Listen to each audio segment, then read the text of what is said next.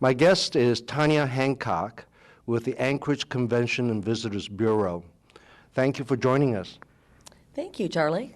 As Alaska has become more popular over the years, and as the visitors have become more and more adventurous, particularly with the experiential tourism boom that we've seen, we are finding that we're getting more and more repeat clients.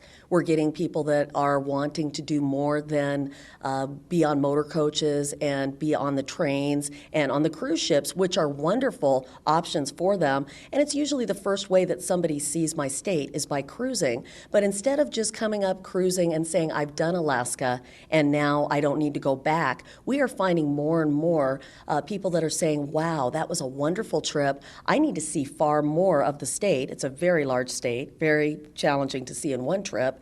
And then after people have done a couple of trips in high season, in summer, we often find that people are very curious about the winter season. They want to experience the northern lights. They come up for wilderness and they come up for wildlife. They come up for glaciers. They come up for a state that has far more wildlife than people. The entire state has 600,000 people in it.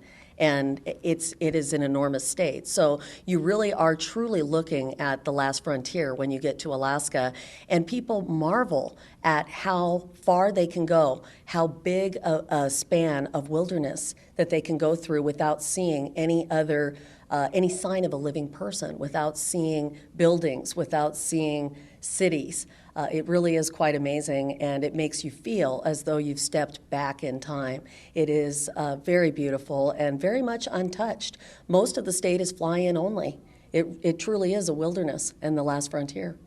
First of all, when it comes to wilderness, surprisingly, there is wilderness everywhere. Even in Anchorage, the biggest city in Alaska, we have wild salmon stocks, and we catch, for example, king salmon and silver salmon in the middle of downtown Anchorage in June, July, and August.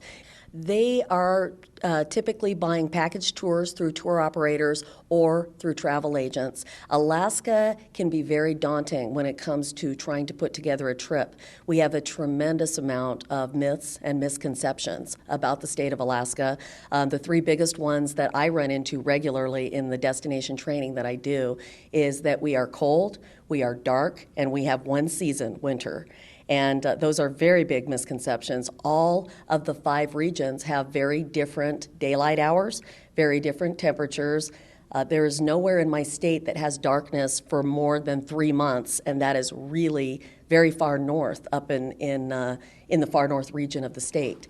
So down in Anchorage, Alaska, where I live, very far south on the waterway, we get a lot of warm Japanese currents. We get something we call the Pineapple Express, which is a weather inversion that comes up from Hawaii, and we tend to be quite temperate. We're the number 2 cruise destination in the world, and we've been breaking records for the most people that we've ever seen for several years now, since about 2003. We keep breaking records every single year. So it is increasingly popular.